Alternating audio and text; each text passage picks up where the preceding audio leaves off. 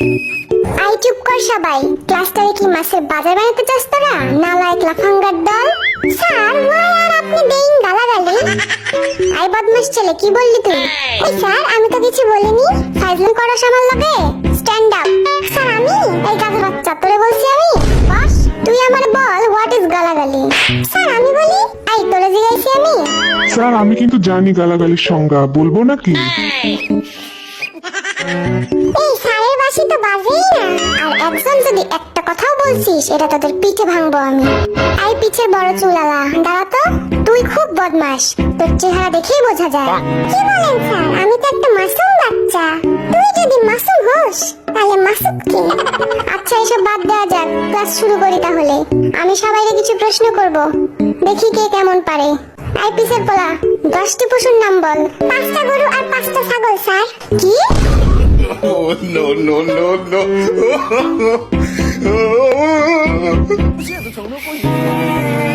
এই ঢংটা বাজে না কেন? চুপ কর সব। আই জিমিন কাল তুই আসিসনি কেন? আমার দাদি মারা গেছে স্যার। পিড়ায় তোর পিঠের ছাল তুললাম আমি। ফাজলামি করার আর জায়গা পাস না তুই?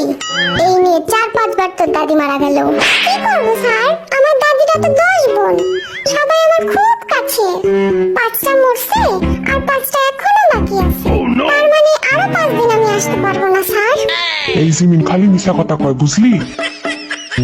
ওর একটাই দাদি, তাও মারা গেছে 1900 ব্রিটিশ আমলে। আই তোরা কানে কানে কি ফিসফিস করিস রে? কানে কানে না স্যার, কানে মুখে হবে। কান দিয়ে আবার কথা বাড়ায় নাকি? খুব জ্ঞানী দেখতাছি তুই। তাইলে আমার প্রশ্নের উত্তর দে। বলেন স্যার।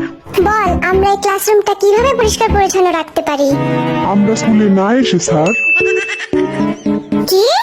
স্যার আমরা যদি স্কুলে না আসি তাহলে ক্লাসটাও নোংরা হবে না, সিম্পল। সবগুলো অপদার্থের দল। আইবি বল, আমি যদি তোকে 7টা বিড়াল আর 3টা কুকুর দেই তাহলে তোর কাছে মোট কতগুলো প্রাণী হলো? 11টা স্যার। এই শিখছিস এতদিন? কারণ স্যার আমার কাছে তো আগে থেকেই একটা কুকুর আছে, তাইলে তো 11টাই হলো। আল্লাহ গো, এই আমি কই আইছি? কিরে সুগা, মন খারাপ কেন তোর?